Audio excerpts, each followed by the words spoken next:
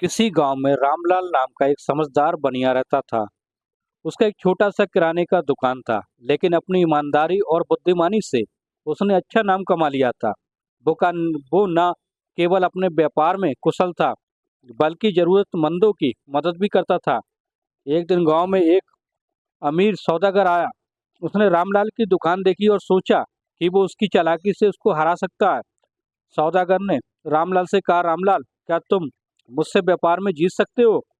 रामलाल मुस्कुराया और बोला, व्यापार में जीत हार नहीं, बल्कि समझदारी और ईमानदारी की बात होती है। फिर भी अगर आपको परखना है तो कोई प्रतियोगिता कर लें। सौदागर ने प्रस्ताव रखा कि हम दोनों एक ही तरह का सामान बेचेंगे, जो ज्यादा कमाएगा वही विजेता होगा। रामलाल ने सहमति जताई और सौदागर ने अपनी दुकान गांव के ठीक बीचों बीच में खोल ली और आकर्षक छूट देने लगा। लोग उसकी दुकान पर टूट पड़े।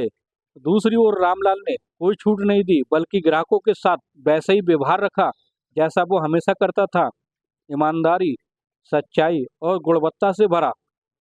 कुछ ही दिनों में सौदागर को घाटा होने लगा, क्योंकि उसने बहुत कम कीमत में सामान बेचा था। उधर रामलाल के ग्राहक वापस उसके पास आने लगे, क्योंकि उन्हें भरोसा और अच्छी सेवा मिलती थी। धीरे धीरे सौदागर का सारा माल बिक गया, लेकिन उसे कोई मुनाफा नहीं हुआ।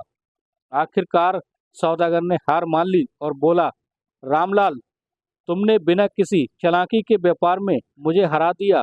तुम्हारी ईमानदारी ही तुम्हारी सबसे बड़ी ताकत है। रामलाल हंसते हुए बोला, सौदागर जी, व्यापार केवल पैसों का खेल नहीं, बल्कि विश्वास और व्यवहार की कला भी है। सौदागर ने रामलाल से व्यापार के गुण सीखे और उसी गांव में उसके साथ साझेदारी कर ली।